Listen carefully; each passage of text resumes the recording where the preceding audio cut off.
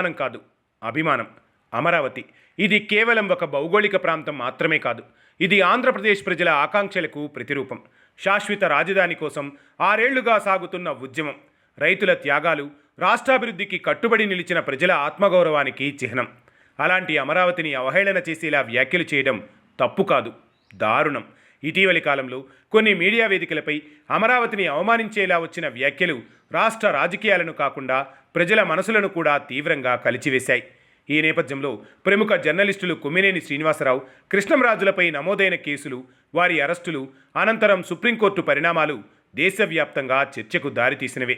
కొమ్మినేనికి supreme court ఇచ్చిన ఊరటని, భావ ప్రకటనా స్వేచ్ఛపై ఆ గౌరవనీయ న్యాయస్థానం చేసిన వ్యాఖ్యలని గౌరవించాల్సిందే.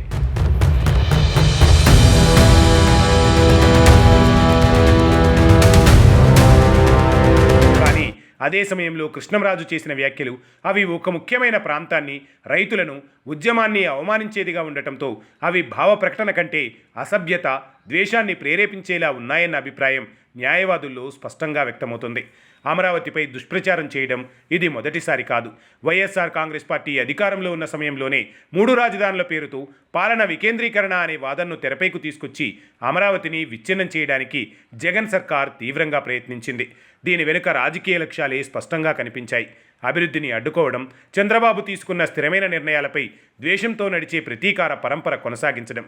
ఇలాంటి పిచ్చి రాజకీయాల వల్లే లక్షలాది మంది రైతులు తీవ్ర నష్టాలు ఎదుర్కోక తప్పలేదు.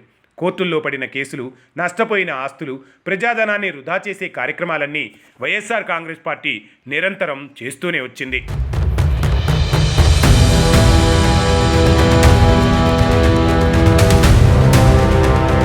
అదే సమయంలో తెలుగుదేశం పార్టీ మాత్రం శాశ్వత రాజధాని కోసం స్పష్టమైన దిశను కొనసాగిస్తూ ఉంది.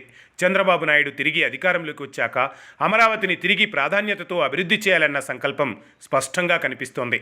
ఇది ప్రజల ఆశలకు గౌరవం, ఇది రైతుల త్యాగానికి గౌరవ వందనం. జర్నలిజం ఒక గొప్ప వృత్తి, కానీ ఆ వేదికను వక్రీకరించి ప్రజల మనోభావాలను దెబ్బతీసేలా వ్యవహరించడాన్ని భావ ప్రకటనగా పరిగణించకూడదు. వారిద్దరి అరెస్టుతో న్యాయపరంగా ఇది స్పష్టమైంది. అయితే ఆ వ్యాఖ్యలు తనకు తానుగా చేయనప్పటికీ తన ప్రోగ్రాంలో కృష్ణంరాజు చేసిన వ్యాఖ్యలను ఖండించకపోవడం వల్ల తనకు బెయిల్ మంజూరు చేసిందే తప్ప కొమ్మినేని చేసింది తప్పు కాదు అని చెప్పలేదు. మరీ ముఖ్యంగా కొమ్మినేని తీవ్రంగా మందలించి మరీ బెయిల్ మంజూరు చేసింది ధర్మాసనం. ఇదిలా ఉంటే కృష్ణంరాజు పరిస్థితి వేరే రకంగా కనిపిస్తుంది. ఆయన మాట్లాడిన దిగజారిన మాటలు రాజధాని ఉద్యమాన్ని చులకన చేసే ప్రయత్నంగా అనిపిస్తున్నాయి. ప్రజలపై నింద వేయడము, ఉద్యమాన్ని అపహాస్యం చేయడము చట్టపరంగా సరైనవి కావు. అందుకే ఆయనకు సుప్రీంకోర్టులోనూ ఊరట ఉండే అవకాశం అస్సలే లేదు అన్నది న్యాయవాదులు చెబుతున్న మాట. మొత్తంగా చూసుకుంటే అమరావతిపై ఎవరు ఎన్ని విమర్శలు చేసినా ప్రజలు గుర్తుపెట్టుకోవాల్సిన విషయం ఒకటే. ఇది ప్రతి తెలుగువారి ఆత్మగౌరవ ప్రతీక, ప్రతి ఆంధ్రుడికి కలల రాజధాని. దీనిపై అసత్య ప్రచారాలు చేస్తూ భావ ప్రకటనా స్వేచ్ఛను అడ్డంగా ఉపయోగించుకోవడం నైతికంగా తప్పుడు చర్య అవుతుంది. ఈ నేపథ్యంలో మీడియా వేదికలపై రాజకీయాలకు తలొగ్గకుండా ప్రజల ఆకాంక్షలకు అర్థం చెప్పేలా వ్యవహరించాల్సిన అవసరం మరింత అవసరమని చెప్పక తప్పదు.